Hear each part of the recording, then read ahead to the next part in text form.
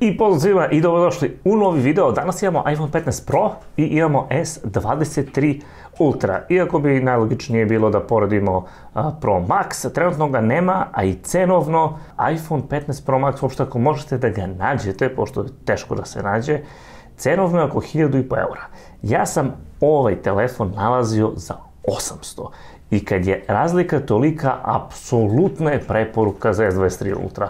iPhone 15 Pro Max nije duplo bolji od ovog telefona, ako je uopšte i bolji. Između ovih su male razlike, suptilne razlike, ali ih ima. Neću pričati o tome da li iOS ili Android, da ne ulazimo sada u to. Gledamo ova dva telefona kako su za korišćenje, kamere, dizajn, sve ostalo. Pa hajmo da krenemo. Sponsor današnjeg videa je naravno Car Vertical, preko koga možete proveriti i vaš automobil. Dole imate naravno link i kod za popust. Danas proveravamo Škodu Kodiaq. Kilometar sat ok, financijski status ok, međutim oštećenje nije sjajno. Ovaj auto je prilično fino razvaljen, dakle možemo da vidimo ceo prednji kraj, bukvalno duboko u motornom prostoru, i kad uspeju majstori sve ovo da sklope, to više realno nije taj auto. Problem je što je ovo opet novije godište, 2017. i ovaj auto će vrlo lepo da se sklopi i vjerojatno prodavati po visokoj ceni. Ako prodavac ćuti, realno nije dobro. Tako da ne biste čekali da li će neko da vas zezne, proverite sa Car Verticalom, ostavite ako želite neki vaš VIN broj, pa ćemo proveriti izveštaje. Do sada sve što ste ostavljali bilo je skroz čisto, tako da super. To vam je to i hvala još jednom Car Verticalu. Pre svega, kao što sam rekao, ovaj telefon je moguće naći za nekih 800-850 eura, dok je ovaj oko 1000. Što znači da je ovaj 20% jeftiniji, opet zavisi da kupujete, ali u suštini nije zanemarljiva razlika. Treba uzeti u obzir da jednostavno ovaj telefon Ultra ima mogućnosti koje, na primjer, iPhone nema. I kroz to ćemo proći kroz ovaj video. Prvo da krenemo od dizajna. Ovaj, ako gledamo i Max, pošto sam imao prilike da se upoznam i sa Max modelom, nisam uspio da ga nabavim za test, ali sam ga imao, i Max model je dosta lakši i prijatniji za korišćenje u ruci u odnosu na Ultru. Zašto? Zato što imamo ove oštre ivice i kad vam to stane u ruku nije baš prijatno za držanje, onako zavisi opet i koliko su vam šake i sve to, ali onako malo će biti manevrisanja s ovim telefonom, dok je sa ovim i sa Maxom sve dosta lakše i mekše, jer su ovi uglovi obli i nekako vam je telefon, da kažemo, bliži, pogotovo ako gledate palac i treba da kucate recimo poruke i slično. Tako da ergonomski iPhone ima prednost. Sa druge strane, sad dizajn koji vam se više sviđa, to je opet lična stvar. Nemam tu šta da dodam, kome se koji sviđa, njemu će taj biti lepši ako gledamo to. Ono što je dobro da oba sada imaju USB-C, tako da eto, ta prednost koju je možda imao Samsung ranije više nema. Također prednost kod iPhone-a jeste što ima ovo akciono dugme, Samsung nema nijedno dodatno dugme, znači imate ovo zapajanje gašenje ekrana i naravno gori dole taster. Ovdje eto imate čak i to, imate da kažem ukupno 4 dugmeta kod iPhone-a, dok ovdje imate 3. Eto, to je neka razlika. I naravno najveća razlika po meni je što imate olovčicu. Sad, mnogo ljudi ne koristi olovku, ali opet jeste jako zgodno. Evo ja čim je izvadio sam, na primjer, sad i odmah mogu da pišem nešto, završio sam i vratim je. Pogotovo ako ste nešto u žurbi, hoćete da zapišete nešto, možete recimo to i tako da radite, da ne pričamo ljudima koji edituju fotografije i tako dalje. Dosta lakše može da bude s olovčicom i to je jedna za nekoga velika prednost, za nekoga ko to neće nikad ni izvući, ne znači mu ništa ta razlika, ali postoji, treba je napomenuti kao ipak nešto što iPhone ne može. Druga stvar, ekrani. Ekran kod iPhone-a, ajde ako uzet ću možda da poredim sa Maxom, ako gledamo veličinu, to je vrlo slično. Ovo je naravno manji, pa je to da kažemo najveća razlika. Međutim, oba su 120 Hz, oba su LTPO tipa, pa mogu da idu od 1 do 120 Hz, što je super i štedljivo je za bateriju i tako dalje.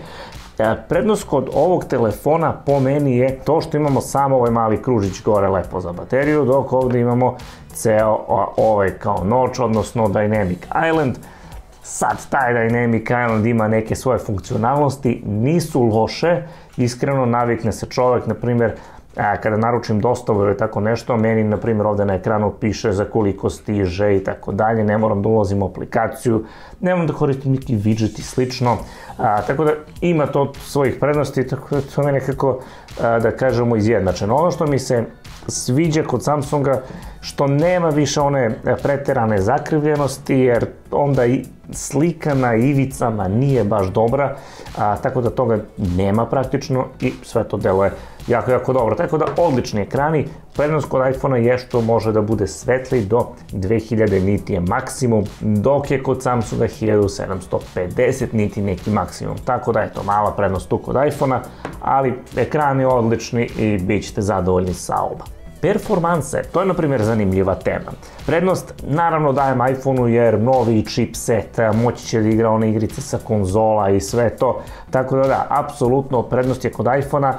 Opet, ovo nije naravno najfair poređenje. Zašto? Zato što je ovo telefon koji je izašao ipak početkom ove godine i fair poređenje će biti između ovoga i S24 Ultra, ali svakako odradit ćemo to čisto eto da vidite tu neku razliku i stavit ću vam rezultate benchmark testova čisto da vidite. Svakako jeste ovde po meni značajno prednosti, pogotovo ako ste gamer, a ovde ipak iPhone najviše zbog tog grafičkog čipa i tih nekih mogućnosti koje iPhone ima, a na primjer Samsung u ovom slučaju nema.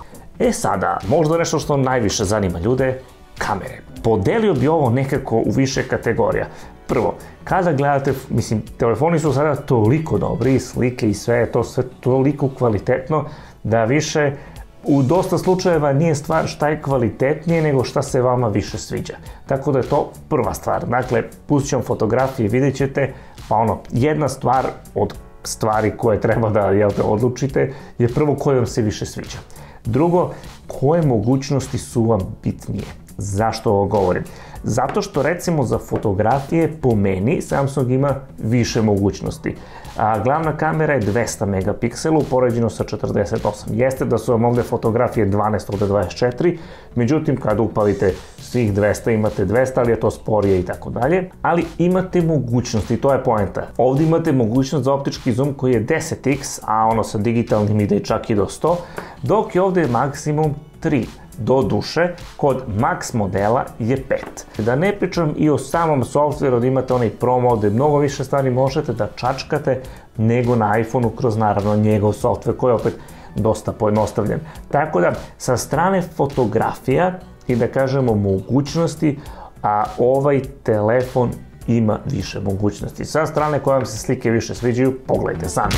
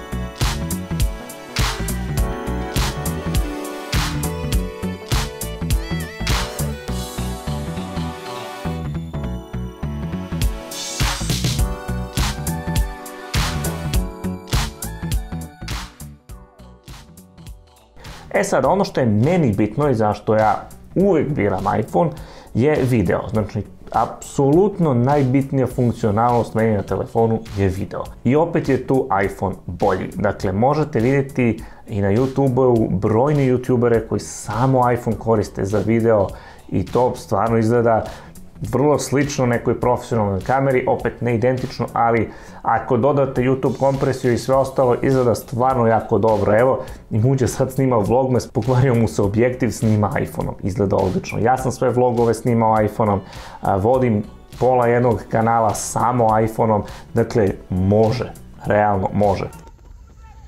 Ovo je sada 4K snimak na oba telefona, dakle 4K 30 frame-ova po sekundi. Testiramo laganu šetnju, da vidimo zbog stabilizacije i zbog svega. Naravno, zbog svoje veličine nešto je lakši za držanje iPhone, ali to ne pravi neku baš veliku razliku sad što se tiče samog snimka. Snimat ćemo malo prema suncu, da vidimo kako se snalaze. Idemo sada video test da menjamo sočiva, dakle 0.6 je na Samsungu, 0.5 na iPhoneu, tamo da vidite otprilike i te animacije kako idu. Idemo sada, ovo je standardna kamera, ovo je kod iPhone onaj digitalni 2X, evo ga sad su oba na 3X, sad nešto što Samsung ima, a to je 10X. Prednja kamera, 4K 30 FPS-a, dosta lakše na iPhoneu jer je širi ugao, tako da ne moram toliko da ispružim ruku, što olakšava dosta snimanje i naravno što je lakši, ali svakako dosta lakše zato što je širi ugao. I eto, prilike vidite, to je neka stabilizacija na oba, nije lako držati, ali otprilike tako to izgleda sa prednjom kamerom. Evo kada je, na primjer, sunce iza mene, dakle na iPhoneu dosta bolje to izgleda. I ako se okrenem da je sunce sada s druge strane, evo, to je to.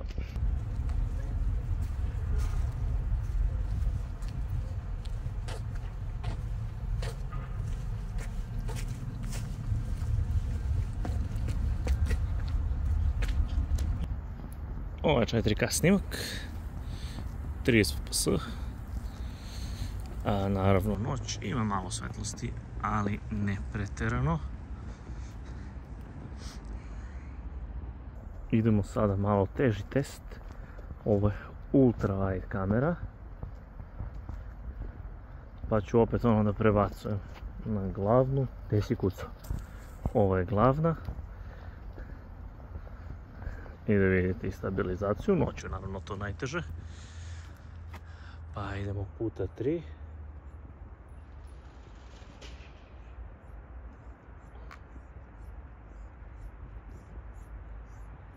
I ovdje puta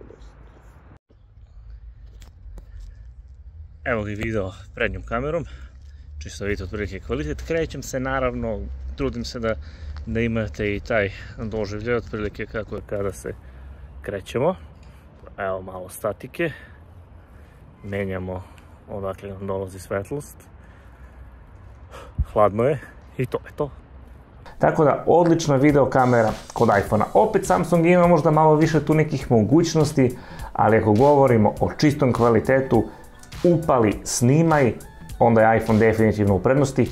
Pa sad, ako snimate puno videa i recimo koristite ga za posao, iPhone će biti donekle u prednosti. Opet zavisi šta radite, ali sveukupno, kažem, video na iPhone strani, slikanje, možda malo više Samsung. Baterija, kida Samsung tu, mislim, nemamo šta da diskutujemo, pogotovo u odnosu na ovaj Pro. U odnosu na Pro Max, tu su negde, vidjet ćemo opet. Kažem, nije možda fair porediti trenutno, ali ovaj telefon je sada skoro duplo jeftiniji od Maxa, tako da Max u odnosu na ovo, ako razmišljate između ta dva, ne treba da razmišljate, ovo je duplo jeftinije. Kupite dva, kupite ovaj laptop, kupite ovaj PlayStation, mislim, smešno je poređenje. I želim neke mogućnosti da spomenem koje ovaj ima, ovaj nema. Naprimjer, pričali smo o tome za kameru i već i optički zoom. Pričali smo naravno i za olovčicu, opet ne koristi svako, ali tu je. Također, Samsung DeX, gdje vi od ovoga bukvalno imate mini PC i možete da povežete recimo na računar i to radi kao jedan mini Linux sistem, možda tako otprilike izgleda interfejs, ali zaista imate bukvalno ceo PC u ovom telefonu, što jeste prednost opet za one ljude koji to koriste. I sveukupno ovaj telefon ima više mogućnosti, trenutno je jeftiniji, čak i od ovog telefona. Ovo je više telefon, ovo je više mašina po meni. I uvek mi je bila omiljena Samsungova Ultra serija. I eto, kada bi bio video kao na iPhoneu, vjerovatno bi ja imao Ultru. Ovako, žena ima Ultru kad nam treba za nešto, ja imam iPhone i spojili smo oba sveta, najbolji iz oba sveta da kažem. Tako da telefon stvarno radi dobro, mi ga koristimo i za posao, uglavnom se koristi za editovanje short form sadržaja, dakle TikTokovi, shortovi i ostalo, tako da iz tog iskustva nekog mogu da kažem da telefon stvarno služi odlično. Ona koristi malo i olovčicu, nekad je tako lakše kad trebate možda neke sitne stvari da pogledate na ekranu kad radite edit, tako da ozbiljna mašina, bukvalno može da vam bude mašina koja vam pravi pare ako znate to da iskoristite i mislim da zbog toga ovaj telefon ima prednost. Ako vam je najbitniji na svetu video, onda je jednostavno iPhone tu u prednosti. Tako da, to je bilo to što će ovog videa. Ako vam se dopao, ostavite like, vaš komentar dole, pa se vidimo u sljedećem klipu.